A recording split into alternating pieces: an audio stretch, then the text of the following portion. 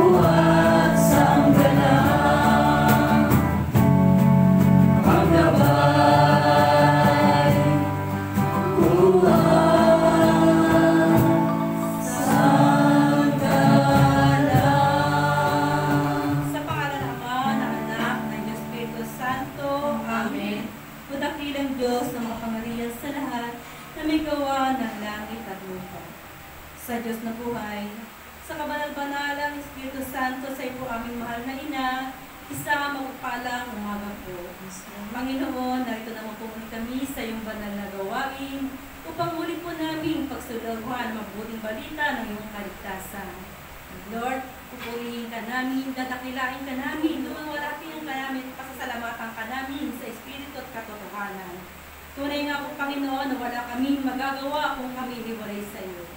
Sa mga oras na, Panginoon, humingi kami sa iyo ng tawad sa mga nagawa namin, mga pagkakasala at pagkukulang sa iyo. Sa isip, sa salita, lalong-lalo na po sa aming mga gawa. Lord, patawad po. Sa umagang ito, Lord, nakapurit, nakasalamat kami na muli mo kami binangon sa aming mga higaan, may nakalakip na kalakasan ng katawan. Salamat, Lord, sa mga kapapala at biyayang pinagkakaloob mo sa amin. Sa aming mga kalusugan, Panginoon. Salamat din po sa mga pagsubok, kasakitan, Panginoon. Tunay nga po, Panginoon, lahat po ng meron kami ngayon, Panginoon, hindi galing sa iyo lahat, Panginoon. Kaya, Lord, wala kami dapat ipagmalaki sa iyo, Panginoon. Dapat po kami matuto kami, laging magpakumbaba sa iyo, Panginoon. Gaya din po sa aming mga kapwa. Panginoon, sa oras na ito, Lord, padaluin mo sa amin na yung kabanal-banalan, Espiritu Santo, mula sa tulog na aming mga ulo, hanggang sa dulo na aming talampakan, Panginoon. Pagkalooban mo po kami ng karunungan at mula sa iyo, Panginoon. Kami, Lord, lahat, wala kaming alam, Panginoon. Sa iyo lamang po kami umaasa. Lahat po ng aming sasabihin at pakikinggan sa oras na ito, Panginoon, para mga salita mo lamang, Panginoon. Lord, tulungan mo kami makasunod sa iyong banal na kalooban. Tulungan mo kami, Lord, baguhin mo ang aming hindi kalugod-lugod ng mga pag-ugali, Panginoon. Tunay nga, Panginoon, ikaw ang aming sandigan na kailanman hindi magigiba. Dumating man ang mga pagsubok na ito sa aming, Panginoon, alam po namin, Lord, na hindi mo kami iwanan, hindi mo kami pababayaan. Lagi ka lang nandyan sa aming tabi, Panginoon. Lord, maraming salamat sa oras na ito, Panginoon, na muli mo kami dinala sa iyong gawain, Panginoon. Lord, mahaba ang iyong kamay, Panginoon. Kayang-kaya mo pong abutin ang bawat isa sa amin, Panginoon. Kahit po kami malayo sa ito sa Panginoon. Lalong-lalo na po, Lord, ang mga may kasakitan, Panginoon, sa oras na ito, Panginoon, na nangangailangan ng iyong kagalingan, Panginoon. Extend mo po sa kanila ang iyong mapagpalang kamay at pagaligin mo po silang lahat sa kanilang mga kasakitan, Panginoon. Lord, maraming salamat po, Lord. Ikaw po ang aming itataas, hindi po ang aming mga sarili. Lord, tulungan mo kami, Lord. Palakasin mo kami kung saan po kami malina, Panginoon. Lord, ito po ang aming samot dalangin sa matamis na pangalan ng iyong butong anak na aming Panginoong Jesucristo. Nakapisan mo na Espiritu Santo, nabubuhay at nagahari, magpasawalang hanggan. Amen. Ngayon po, Panginoon, naalayan ka po namin ng awitin makalangit, Lord. Ang isa pong awitin ay tumbas po ang dalawang panalangin. Awitin po natin ang Blessed be the name of the Lord. Blessed be the name of the Lord.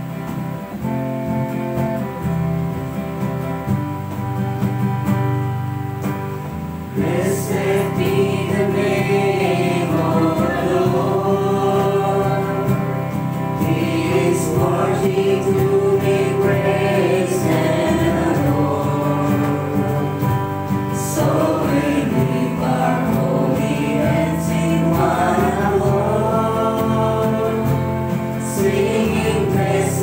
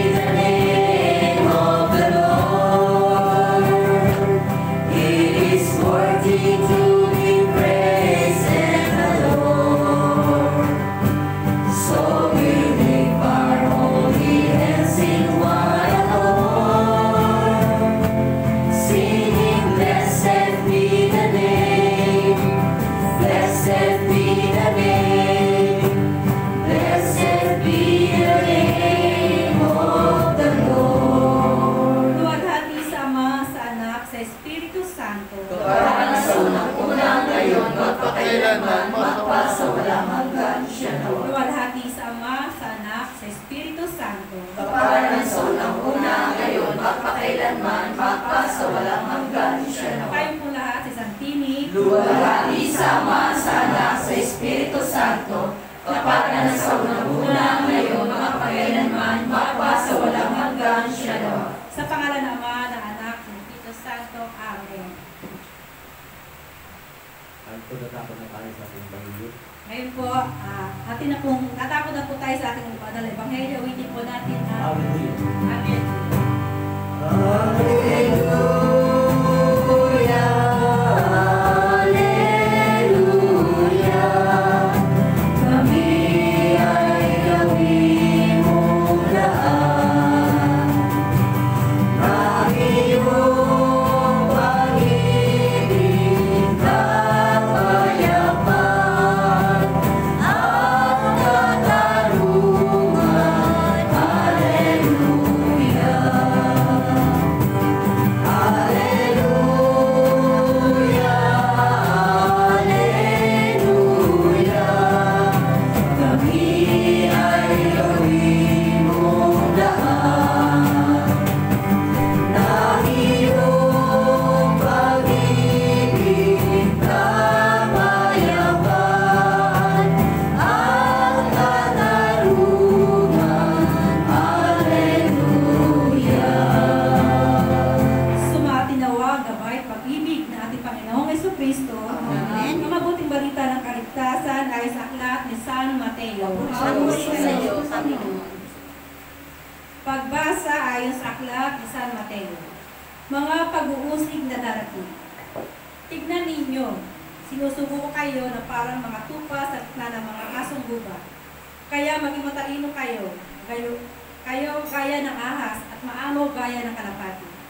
Mag-ingat kayo sapagkat dadakpin kayo at isasagdan ng mga kataas-taasang kapulungan ng mga Hudyo.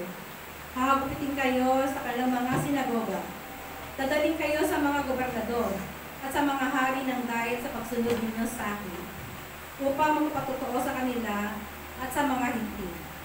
Kapag iniharap na kayo sa hukuman, huwag kayong mabahala kung ano ang inyong sasabihin at kung paano kayo magkasalita, sapagkat ipakakalob sa inyo sa oras na iyon ang inyong sasabihin. Hindi kayo ang magkasalita, kundi ang Espiritu ng Ama na nagkasalita sa pamamagitan ninyo. Ipagkakaluno ng kapatid ang kanyang sariling kapatid upang ipapatay. Gayon din ang gagawin ng ama sa kanyang anak, at lalabanan ng mga anak ang kanilang mga magulang, at ipapatay ang mga ito. Papuputan kayo ng lahat dahil sa pagsunod sa akin. Ngunit ang manatiling tapat hanggang wakas ang siyang maliligtas. Kapag inusig kayo sa isang bayan, tumakas kayo sa kasunod. Tandaan ninyo, bago niyo mapuntahan ang lahat ng bayan, Israel, darating na ang anak ng tao. Mga kapatid, ang mabuting balita ng ating kaligtasan, pinupuli ka na ng Panginoon sa Kristo. Palakpakan po natin ang ating isang magpapalang baga po sa ating Ama, Diyos Anak, Kapag-banal ng Espiritu Santo, sa ating pumahal na ina, pwede po sa ating lahat, narito po sa gawain po ng ating Panginoon, sa magpapalang biyernes po sa ating lahat. Pwede po sa ating mga kapatiran na patuloy po sumusubaybay sa atin, sa pamagitan po ng live streaming through online.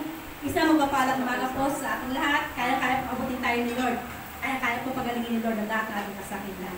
Kaya hindi po magandang umaga po sa ating elder, na nandito po araw-araw sa ating gawain, sa ating pong elder, Brother Tony Dacles, at sa ating pong mga elder na patuloy pong ginagamit ng ating Panginoon para sa ating pumagawa. Kaya hindi po sa ating spiritual advisor, kay Reverendo Father Melvin Castro, nawa, sa magandang kalusugan lagi ang ating spiritual advisor. Ngayong umaga po, ang sinasabi po na ating banal na Ebanghelyo, tunay po na ang pag-uusig na po na dating sa atin. Tunay nga po, no, bilang mga Kristiyano, nagsisikap po tayo sumunod sa kabanalan at kabanalan po na ating Panginoon. Sisikap po natin maging mabuti sa kabila ng mahirap pong gawin o maging mabuti. Tunay nga po sa pagsunod natin sa ating Panginoon, sabi nga po, para na po tayong sinusugos. Sabi po dito, tingnan ninyo, sinusugo ko kayo na parang mga tupa sa gitna ng mga asong gubat. Tunay nga po, di ba, ang mga asong gubat, matapang po yan. anak man po yun, nakakatakot po, di ba? Pero huwag po tayong matakot. Dahil ang nagsusugo po sa atin ang ating Panginoong Jesucristo. Tunay nga hindi niya po tayo pababayaan kahit na po tayo pumasok sa mga lugar na hindi po natin kilala yung mga lugar na pinupuntahan natin sa ating mga pagkakayo. Tunay nga po na hindi tayo pinababayaan po natin Panginoon. Marami po tayo nakakasalamuhang tao, mga asong gubat na panganahong ito po. Hindi po natin sila kilala, di ba po? Bagamat hindi po nakakasalamuhang, sa paligid lang po natin yan, nagkalat po yung mga asong gubat na yan. Tunay nga po na hindi po tayo pinababayaan po natin Panginoon. Kahit makasalamuhan po natin ang mga asong gubat na yan, hindi po tayo makikinan. Dahil ang kasama po natin ang ating Panginoon. Sa ating bawat paghahayo, nasabi nga po, manatili tayo sa tahanan kung saan tayo inaano nila na hanggang sa tulad po sa pag-akit po natin mahal na ina, di ba po? Nanatili tayo sa tahanan hanggang sa pagbabangon po. Tunay nga po na sa pag-stay natin sa tahanan na yun, na tumanggap sa ating mahal na ina, maraming blessing na pinagkakaloob sa kanya na ating Panginoon, di ba po? Tunay nga po, ginagamit po tayo ng ating Panginoon upang ipalaganan ang kanya mabuting malita ng kanya. Sabi din po dito, mag-ingat na po tayo. Mag-ingat kayo sapagkat kayo dadakwit sasakda ng kataas-taas ang kapulungan ng mga Hudyo. Mag-ingat na po tayo dahil po tayo, isasakdal na po tayo. Tunay nga po na nangyayari naman po talaga yun sa atin na sinasakdal tayo ng ibang tao. Inusgahan po nila tayo sa ating mga gawain. Na hindi naman po nila alam kung ano po yung ating mga gawain. Diba po? Ang paglilingkod po natin kay Lord talaga po maraming kalakip na pag-uusip. Una-una po yan, ang unang-usip po sa atin ng ating mga mahal sa buhay. Kasi po, di ba, pinagpalit po natin sila sa ating Panginoong Jesucristo. Tunay nga po, kahit na po pinagpalit po natin sila sa ating Panginoong Jesucristo, hindi lang po kasi nila alam na kung bakit tayo naglilingkod sa ating Panginoon, para din po sa kanila lahat po yan. Tunay nga po, nagpapasalamat ako kay Lord kasi kahapon, hindi ko inaasahan na mawawala yung ako ng 2 years old. Nantay na yung rosary po ako, tapos nasa ministry na po ako ng liwanag, nagkakagulo na po sila sa labas. Hinahanap nila ako ng 2 taon. Hindi ko na po natapos yung pag-rosary ko. Lumabas na po ako kasi nagkakagulo na sila eh. Alam po nyo, nakarating ako po sa kabilang barangay. Barangay 203 po kami, nakarating po siya sa barangay 204. Sabi ko, Diyos ko po, tayo po. Ituro mo sa akin kung saan ko hahanapin ako. Eh, saka-saka po yung daan ko, hindi ko alam kung saan ako pupunta. Ngayon po, isang bata ko, wala pagtaro nga sabi ko, may nakita ka bang bata na maliit? Na naglalakad ka, sabi niya, doon po ate, may bata po umiiyak doon.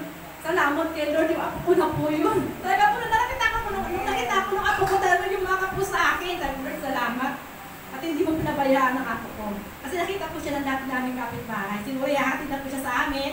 Akay-akay na po siya ganyan. Kaya sabi ko, Lord, salamat po. Tunay nga na wala kang lingkod na pinabayaan. Ay, napupunto ko pa salamat po ako. Kasi sabi ko, kung time na yung gusto kaya ka namin nahanapin yung apo namin 2 years old, na hindi pa marunong magsalita. Sabi ko gano'n. Talagang kay buti-buti ni Lord na talagang hindi niya pinabayaan ang apo. Amen po. Palakpakan po natin natin Panginoon. Unahin po sa akin banal na Ebanghelyo, sinasabi po dito na sa ating pong paghahayo, huwag po tayo mag-alala. Diba sabi po, huwag tayo mag-alala ng anumang mga bagay. Ang dalo lang po natin yung faith natin sa ating Panginoong Jesucristo na siya ang kasama natin sa bawat paglakad po natin, di ba po? At saka po yung lakas ng loob natin na sumunod sa kalooban ng ating Panginoon. Tunay nga po yung dalawang bagay ng pananampalataya at lakas ng loob na pinagkakaloob sa atin ng ating Panginoon. At tunay nga na sabi nga po, kahit po tayo usigin, iskandal ng mga kung sino-sino, hindi po tayo natatakot at hindi po tayo matitinag, sabi nga po. At sabi nga din po, sumunod daw po tayo hanggang sa wakas, di ba po? Ang pagsunod po natin sa ating Panginoong Jesucristo ay hindi lamang po para sa atin, kundi para sa sanaibigan po. Tulad po ngayon, di ba, pandemic po ngayon. Marami pong mga tahanan na talaga nagsarado, ayaw po nilang tumanggap. Minsan po, anukin mo na Mama Mary, marami po silang dahilan. Kesyo, hindi na po sila, natatakot sila magpapasok ng ibang tao. Tunay nga na, siguro nga po nag-iingat na po sila. Pero sabi nga po, pag si Mama Mary na po kumakatok sa ating tahanan, huwag po natin pahihindihan. Dahil hindi po yung tao nagdala sa kanya ang yung tinagyan, kundi ang ating Panginoon na kanyang anak, diba po? Tunay nga po sa ating mga paghahayo, marami po tayo nang-encounter na mga, hindi po natin mga inaasang pangyayari, diba po? Minsan po dyan po tayo nakaka-encounter na hindi na tayo mag-aksidente, pero hindi naman po natutuloy. Kasi po, kasi nga po, sa ating paghahayo, sa pagsubo sa atin ng ating Panginoon, tunay nga po na hindi niya po tayo pinababayaan. Lagi po nandyan lang po sa ating mga tabi. At lagi niya po din po pinagagaling ang ating mga kasakitan.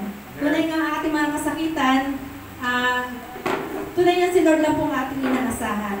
Kung hindi niya po pahihintulot at tayo gagaling, hindi po tayo gagaling. Kahit anong pa pong yaman ng isang tao, pag hindi po pinahintulot na ating Panginoon na gumaling, hindi po siya gagaling. Kita naman po natin na nangyari sa ating ex-president, diba po?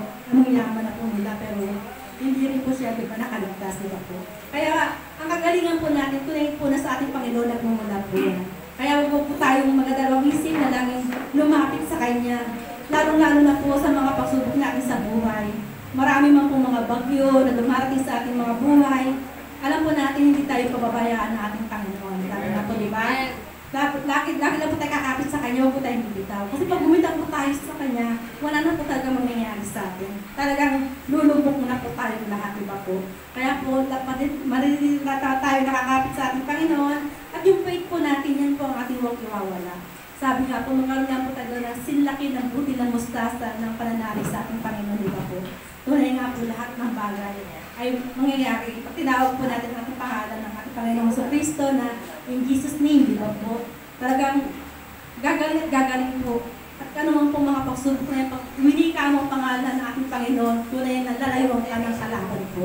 Tunay nga po na sa mga bagay-bagay na nangyayari sa atin, napakahirap po na sa pandemic na to, kasabay pa po yung maraming mga problema, tulad po ng pagputok ng taal volcano, di ba po? Napakaraming problema po na encounter natin noon hanggang po ngayon. Sabi nga po, manila po tayo manalig sa ating Panginoon, magdasal tayo araw-araw. Huwag po tayong bibitaw sa Kanya, di ba po? Kasi ang kaligtasan po natin ay nakasalalay sa kamay po ng ating Panginoon. Wala po sa kamay ng tao ang ating kaligtasan, kundi na sa kamay po ng ating Panginoon. Na siya po natin maging gabay patnubay patungo sa buhay na walang hanggan. Sabi po dito sa last part na dito po, tandaan ninyo bago kayo pumunta sa lahat ng mga bayan sa Israel, ay darating ng anak ng tao. Sabi nga po, bago na po natin malibot ang lahat ng bayan, ay darating ng anak ng tao. Nawa po, sa pagdating po ng anak ng tao, yun po ang ating Panginoon, yung anak po ng tao na sinasabi po dito, yung ating Panginoong Jesucristo. Nawa po sa muli niyang pagbabalik, nawa po datan po niya tayo na sa ating mga gawain. Napatuloy po tayo hanggang may pagkakataon pa po na pinagkakalob sa ating Panginoon. Magbago na po tayo. Sumunod na po tayo sa kalooban po ng ating Panginoon. Huwag na po natin sundin ang ating kalooban. Bagkos, siya po ang ating sundin, di ba po? Dahil sa Kanya po ang ating kaligtasan. Nakasalalay po sa ating Panginoon. Ano man po mga problema dumating sa ating mga buhay, problema sa ating bansa, problema dito sa ating community, ibigay na lang po natin kay Lord yan. Si Lord lang po ang tanging nakakailang. Ano po ang mga solusyon na ibibigay niya po sa ating lahat. Yun lamang po sa magpapalang umaga po sa ating lahat. Palakpakan po natin ang ating Panginoong Jesucristo.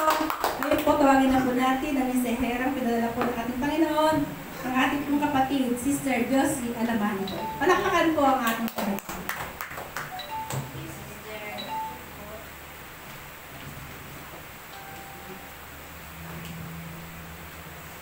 Awitin natin ang Holy Spirit.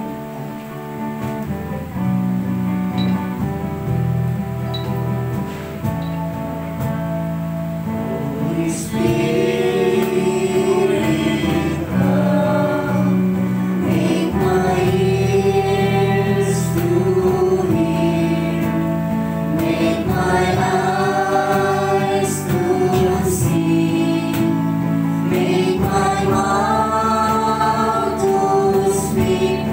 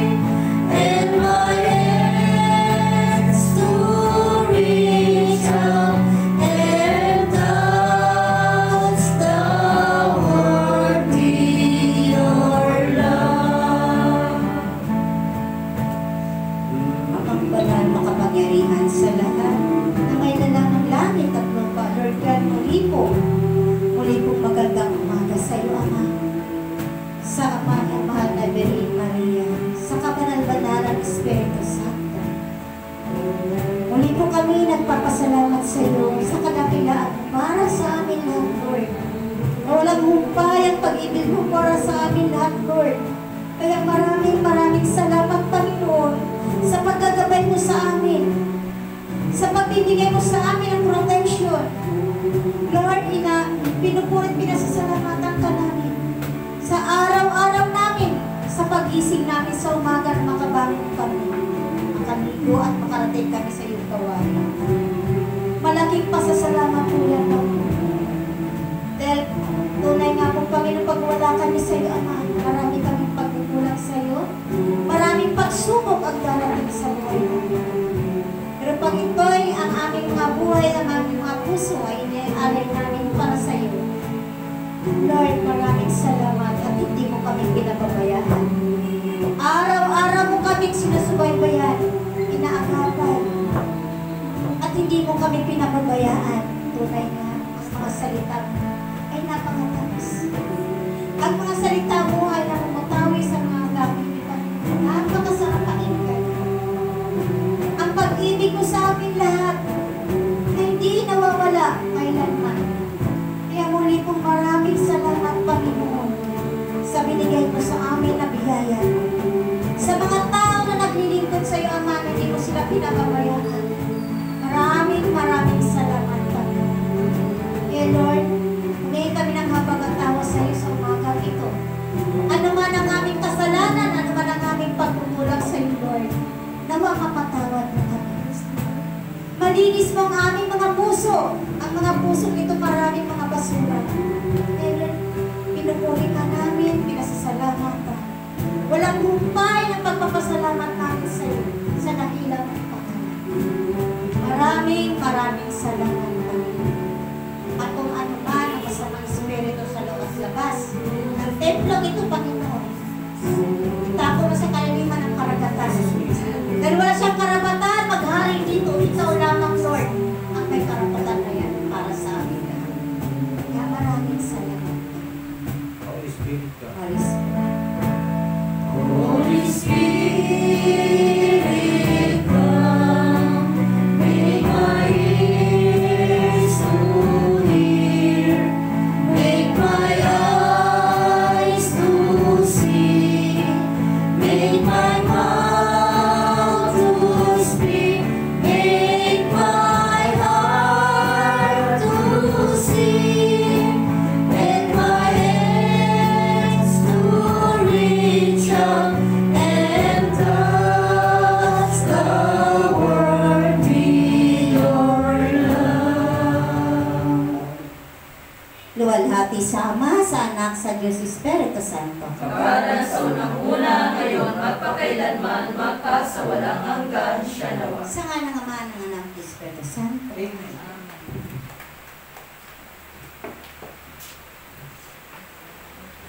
Muli po, magandang umaga sa inyong lahat. Mapagpalang umaga sa araw na ito sa mga nanonood dyan, sa mga masisipag na sumusubaybay sa ating mga gawain. Magandang umaga po. Lahat po tayo pinagpala ng ating Panginoon. Dahil sabi nga, pag gumising tayo sa umaga, makabangon, makapunta sa CR, makapaligo, yan po ay isang blessing po yan. Napakalaking blessing po yan para sa ating lahat. Kaya, dapat tayo ay nagpapasalamat tuwing makabangon tayo sa umaga. No? Magpapasalamat tayo sa binigay na kalakasan ng ating Panginoon. Kaya, napakasaya ng buhay natin pag tayo po ay naglilingkod sa ating Panginoon. Ano man ang mga pagsubok na yan sa buhay natin. Dumarating na yan, talagang dumarating ang mga pagsubok, pero nariyan ang ating Panginoong Jesucristo. Nagbibigay sa atin ng protection. Parati siya nakantabay sa atin, saan man tayo naroon, ang blessing niya ay hindi nawawala. Kaya, napakasarap pakinggan na tayo po ay naglilingkod sa ating Panginoon ng buong puso natin. Buong puso, buong kaluluwa at inamberwa natin ang ating Panginoon sa buhay natin. No?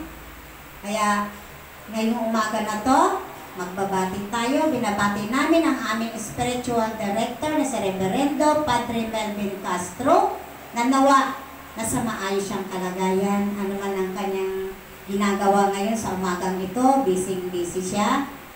Magandang umaga po sa iyo, Padre. Sa mga BOT dyan, sa taga Tarlac, Chapter, Balibago, 1 Anto Group, Karangyan Group, San Miguel Group, Capas Dolores, Karangyan, Montalban Chapter, Cavite Chapter, Tugigaraw Chapter, Santa Misa Group, Sawata Group, Payatas Group, Iligan Samar, kay Sister Helen San Andres na nasa Canada, ang Manila Chapter, kasama rin po dyan ang mga taga-Tawilis. At ang Manila Combine kasi kasama na yan, St. Joseph at Manila. Yan. Sa ating lahat na narito ngayon, sa ating dalawang bisita. Kaya napakaganda ng umaga, di ba? Pag tayo po ay nagtulong-tulong sa ating mga gawain, napakasaya. Kaya ang ating Panginoon ay nariyan para din nagagabay sa atin. Sabihin man natin na marami tayong mga pagsubok na dumating sa buhay natin, nalalampasan natin yan. Gaano mang kabigat ang ating mga suliranin sa buhay, kayang-kaya natin ang tagusin, lampasan o tapusin ang mga problema. Basta kay Lord tayo nakahawak. No? Gaya sa ating kasister ngayon, nawala ang kanyang apo. Paano kaya kung hindi siya naglilikod kay Lord? Makuha pa kaya niya? No? Nahirap kasi 2 years old lang. Kaya ang mga bata niyan, pag ganyan, nahirap na pag nakababa na ng bahay. Kaya ingat-ingat tayo. Pero sabi nga, si Lord ang magagabay sa kanya. Hindi siya mapunta sa masama mga kamay. Dahil ang lola niya ay naglilingkod sa ating Panginoon. Sabi nga, di ba? Ikalawang lahi at ikatlo na 4 na saling lahi ay pagpapalain ng ating Panginoon. Amen? Kaya magsumikap tayo, manalig, manampalataya, lumapit sa ating Panginoon. Dahil siya lang ang ating kasagutan ng ating mga hinaing. Siya lang ang ating mahalalapitan. Lumapit man tayo sa ating mga kaibigan. 1 o 2 lang yan. Pangatlo, may masasabi na hindi maganda. Amen po ba? Pero pag tayo, si Lord, kahit araw-araw ka lumapit sa Kanya, wala kang maririnig sa Kanya. No?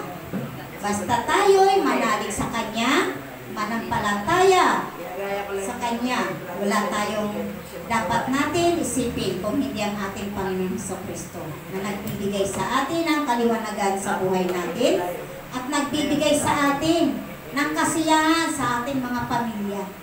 Bagamat hindi man tayo maging mayayaman, pero puno naman tayo ng pagmamahal sa bawat isa sa ating Panginoon. Ito ba? Mas masarap yun. Marami kang ng pera, pero yung mga anak mo naman, mga kapatid mo, ay malalayo sa buhay mo. May mga problema kayo. Mas maigi na lang yung hindi ganun karaming pera. At least, nandyan ang mga anak mo. Nakikita mo sila na nagmamahal sa'yo. Nagmamahalan tayo. Tayo, ganyan, di ba? Kaysa yung marami kang ng pera, yung mga anak mo naman, galit sa'yo, galit sa akin, galit sa kanino pa man. Mas masarap na lang yung ganun. Normal na tao.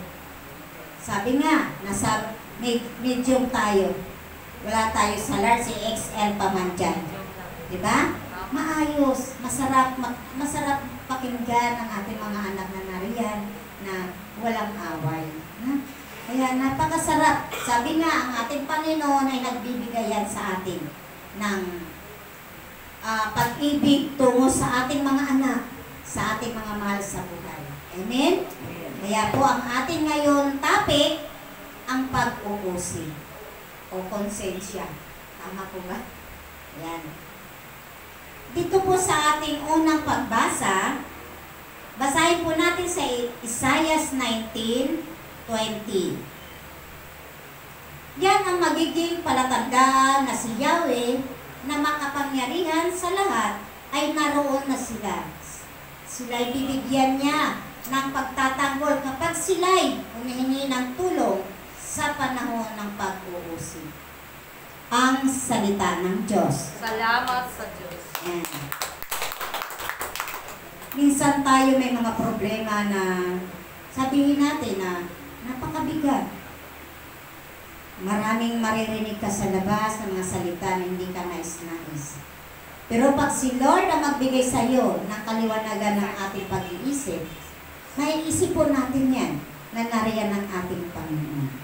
Tutulungan tayo niya kung paano tayo makabalikwas o paano tayo makakawala sa pag-uusig. Kasi minsan din po tayo nagkakasala din. Nagkakamali rin tayo. Kaya nga sabi nga, di ba, pag tayo po ay nagkasala, nagkamali, hingi tayo kaagad ng kapatawaran. Kung sino ang nagagrabyado, kung sino ang dapat natin hingian ng sorry.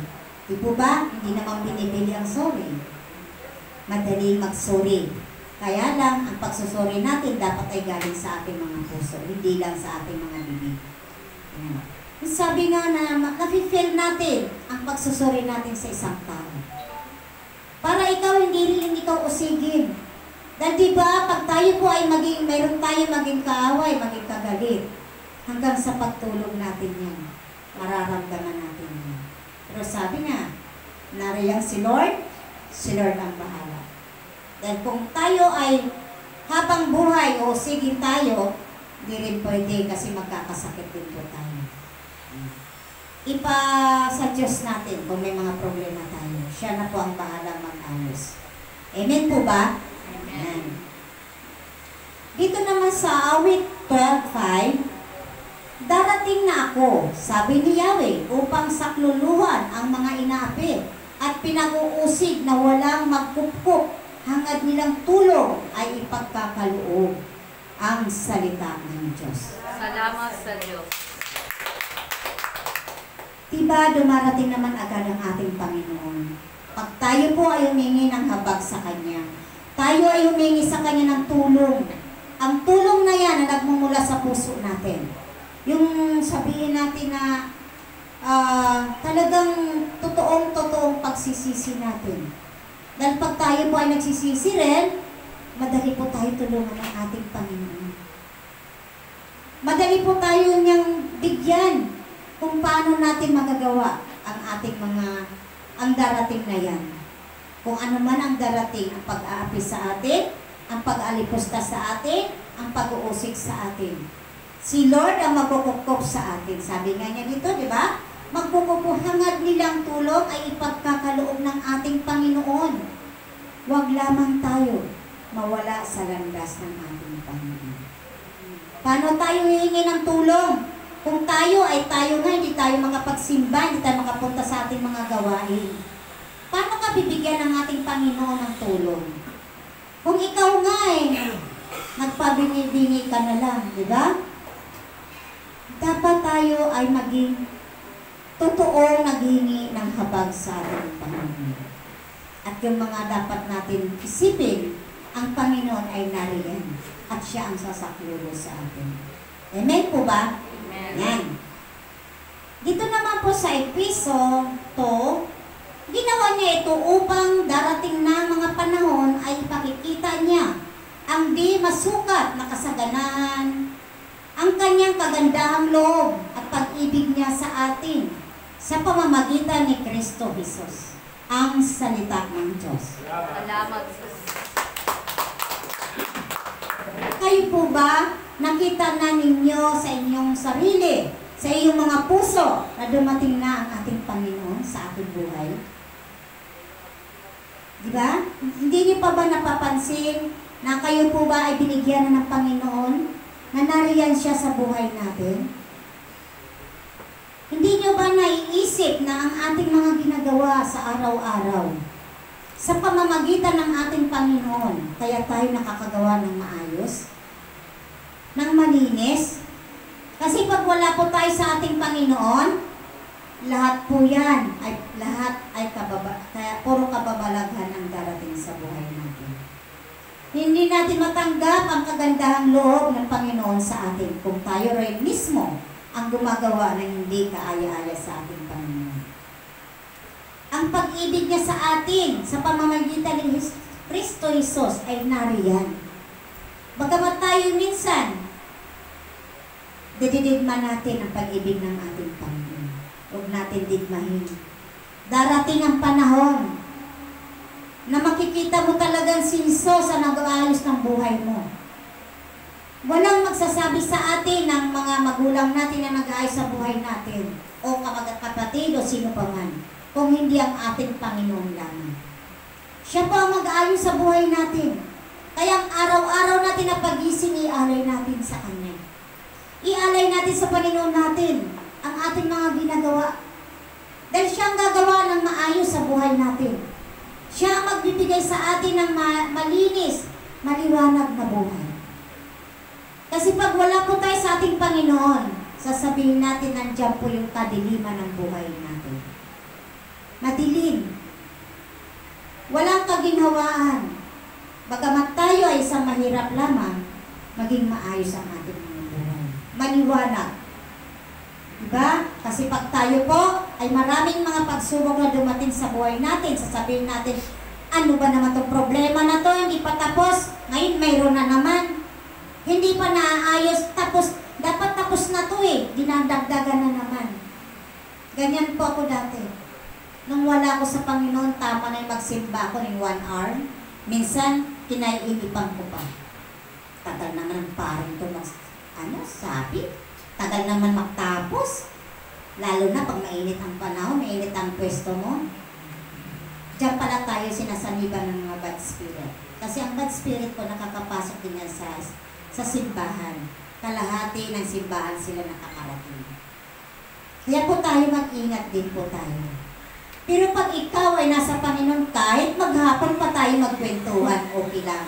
Basta si Lord ang pinagkwentuhan natin. Amen? Amen. Di po ba? Ang mas natin ay 1 hour or 1.5 hour. Pero tayo dito, pag may gawain tayo, 4 na oras. No? Pag Sunday. Pero, hindi natin na kinainipan. Dahil nandyan ang gabay ng Banal na Espiritu Santo sa atin. Nandyan ang gabay natin ng ating Panginoong Jesucristo. Ginagabayan niya tayo para hindi tayo mainip. At binibigyan niya tayo ng power, malakas na power, para maintindihan natin ang ating mga naririnig sa mga nagtotoo. Dahil pag ikaw po ay hindi nakikinig, aantukin ka talaga. Kukunin ka ng bad spirit. Ganun po talaga.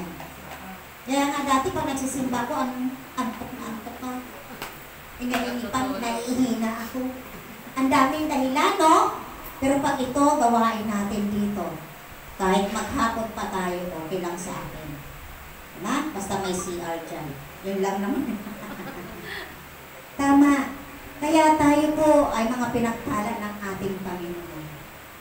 Dito naman po sa awit 7:12, kung di sila magbabago sa masasama nilang gawa, ang tabak ng Diyos ay kanyang ihahasa, pati ang kanyang pana ay kanyang ihahanda. Ang salita ng Diyos. Salamat sa Diyos. Paano ba makakasibak sa atin ng ating Panginoon? Wala naman siya dito, di ba? Ang Banal na Espiritu Santo lang ang kasama natin. Pero ang mga salita niya ay hindi nawawala yan sa ating mga puso. Nariyan, nakaukit. Sabihin man natin na yung mga halaman ay nalalanta, nasisira, kinakalawang, pero ang salita ng Diyos ay hindi nawawala sa puso natin. Yan po ang isipin natin, na lahat ng oras, sa lahat ng oras, nariyan siya, nakaukit sa mga puso natin. Yan. Kaya nga po yung sinasabi ng ating Panginoon ng tabak niya, ay hinahasan na pati pana. Huwag tayo dumating sa puntong yun, na tayo po ay maging suwain sa Kanya. Na tayo po ay maging kalaban niya. Bagkus tayo po ay magpasakop sa ating Panginoon. Dahil yan nariyan ang ating kaligtasan. Huwag natin pabayaan na maghari sa buhay natin ang kasamaan. Kung tayo man ay minsan nalilis ng landas, humingi tayo ng saklolo sa ating mga elder. Humingi tayo ng saklolo sa ating mga coordinator, yung pwede natin kausapin. Kasi minsan, pag marami ka problema, doon natin na pag-iisipan ang masama. No? Doon tayo nakakapag-isip sa masasama.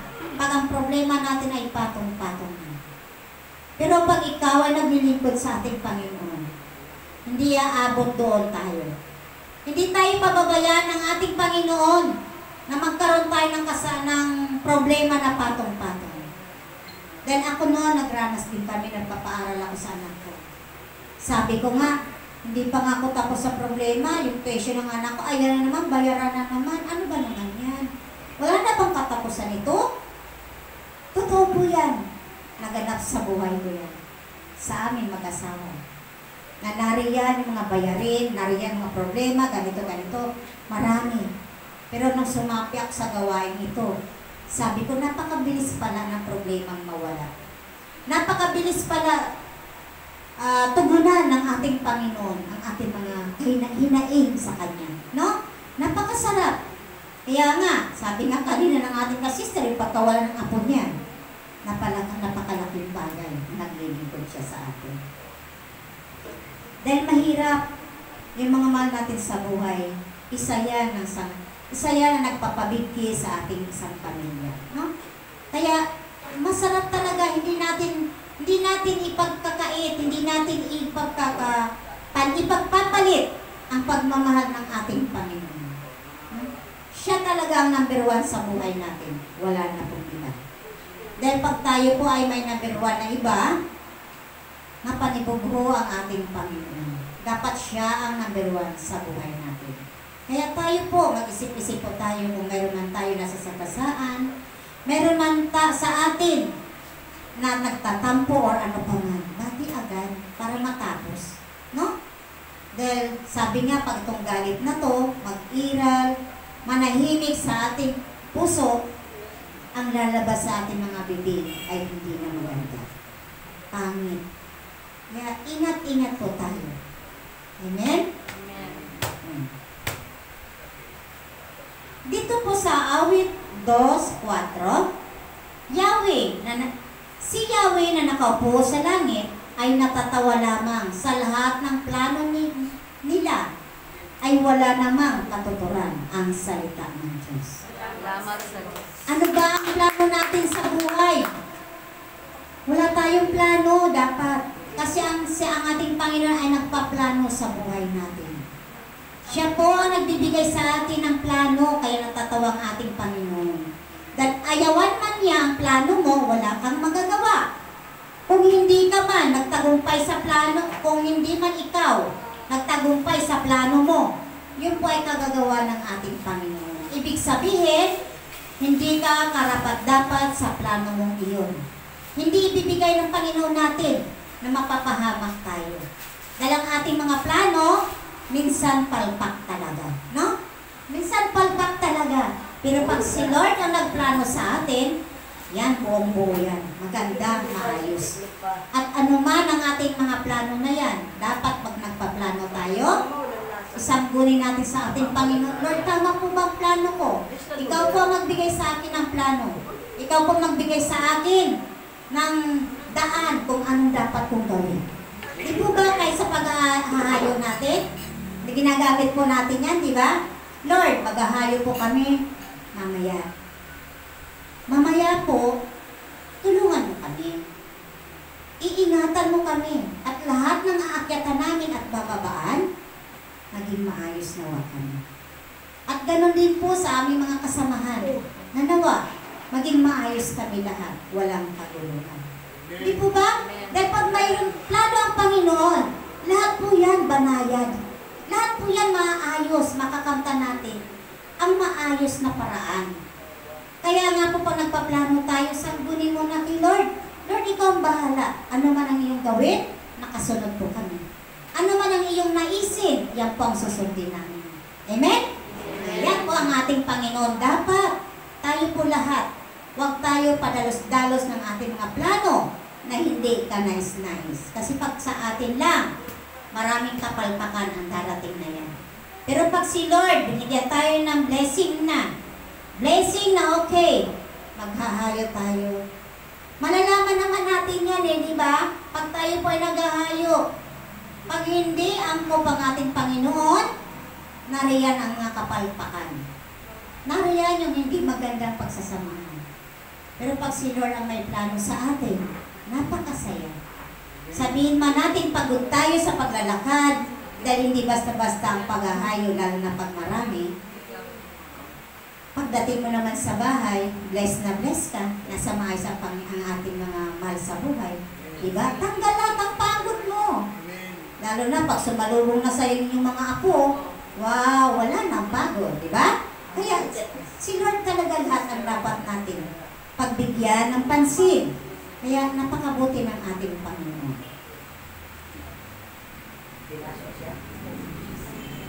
Dito naman po sa mga ngaral, 1:3-4. Magpagod ka ng husto sa pagtatrabaho sa mundong ito, ngunit saan ba ang mga pagpapagod? Patuloy ang pagpalit-palit ng mga lahi, ngunit hindi nagbabago ang daigdig, ang salita ng Diyos. Salamat sa Diyos. Hindi naman talaga mababago ang ating daigdig. Ang ating mga puso ang ibig sabihin nito. Ang ating mga ugali, yan. Kaya nga po, magsimba ka man daw ng magsimba. Magtrabaho ka kay Lord every day, every Sunday. Pag wala sa puso mo siya, walang kwenta. Wala lang. Pakitang tao, plastikan, no? Yan. Anong gawin mo man? Magpakapagod ka maghapon sa simbahan, kung saan ka man ang mga gawain. Pag wala dito sa puso ng ating Panginoon, wala rin yan. Useless lang ang ating mga pagod. Kaya kung tayo po ay naglilingkod sa ating Panginoon, ilagay natin sa puso. Magbago, maging maayos sa ating pakikiharap, kung sino man ang ating dapat kaharapin. Magpakumbaba, lahat dapat may kagaganda sa ating mga komunikasyon, isipin natin. At kung tayo man ay hindi marunong, hindi tayo ng habag sa ating Panginoon na bigyan ka ng karunungan, na marunong ka magpakumbaba. Dahil isa yan sa napakaganda na gagawin natin sa buhay natin. Hindi ka magiging maayos sa Panginoon pag ikaw ay matayog ang iyong mga paningin. Hindi maganda yan. Kaya nga po, walang pinagbago ang daigdig at ang puso mo. Kung ikaw ay ganun ka pa rin. Sabi nga, binabago tayo ng Panginoon. Pag ikaw naglilingkod ng maayos, ng matiwasay. Pero pag hindi ka naglilingkod, paano ka babaguhin ng ating Panginoon? Diba? Mahirap yun. Magbago ka ng sarili mo, hindi mo mababago.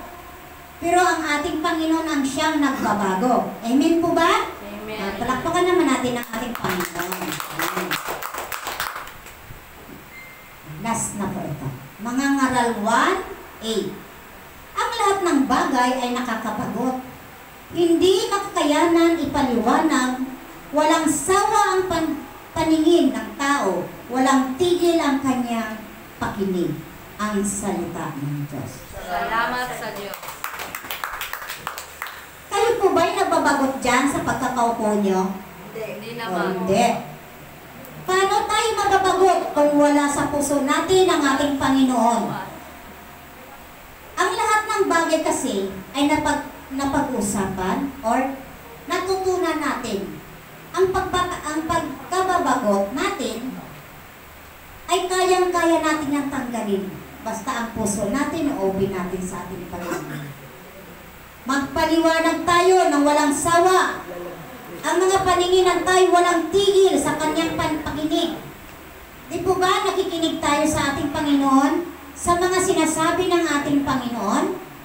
Nakikinig tayo. Dahil kung hindi tayo nakikinig, wala po tayo ngayon dito. Hindi tayo mabibless. At hindi rin tayo. Hindi natin kakayanin ang pagkabagot natin. Dahil pag tayo po ay nabagot, uwi na nga ako, naiihi na ako eh. O diba, nagugutom na ako, marami tayong dahilan. Nabagot ka na dyan. Kaya, napakaganda na matutunan din natin ang pag-ibig ng ating Panginoon ay hindi dapat natin kapagutan. Kasi po, pag tayo po ay nabagot, wala po tayo sa Panginoon. Pakitang tao lamang natin ito. Na pag-aakyat dito o pagsasama natin sa gawain natin. Sang-ayon ba kayo doon sa pagkakabagot natin? Hindi naman tayo nababagot, di po ba?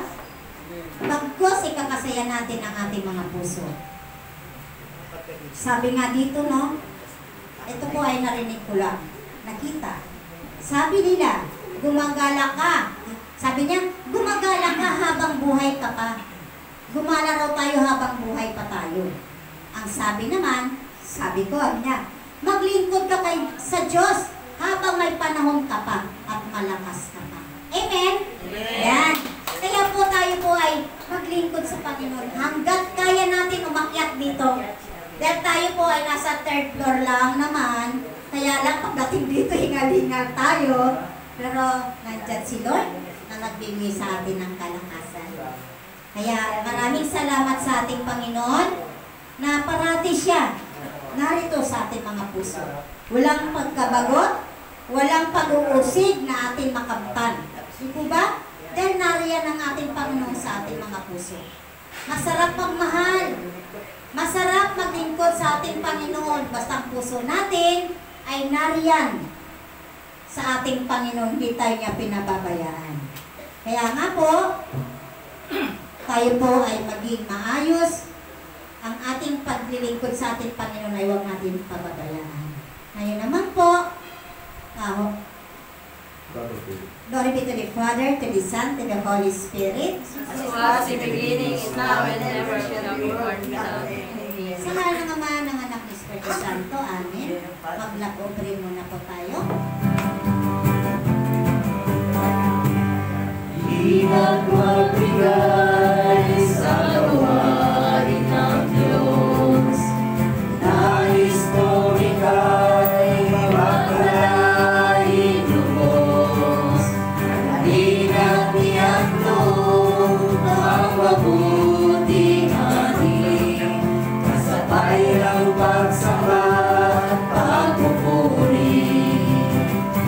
Bigay ng may galang sa ating Panginoon.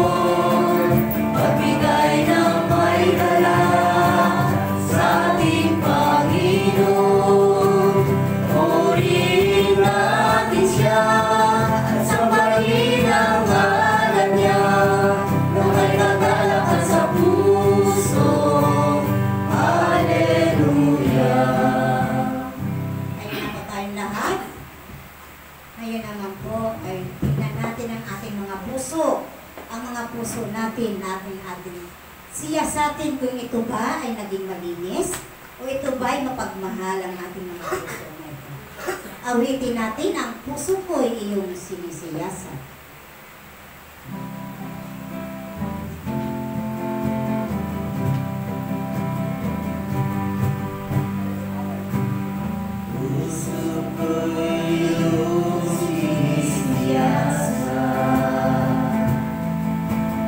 Buhay ko'y iyong alam. Ang nagulihim mo, Yahweh, ay hirap mo ang napabatid. Ang lahat ng aking ginagawa sa'yo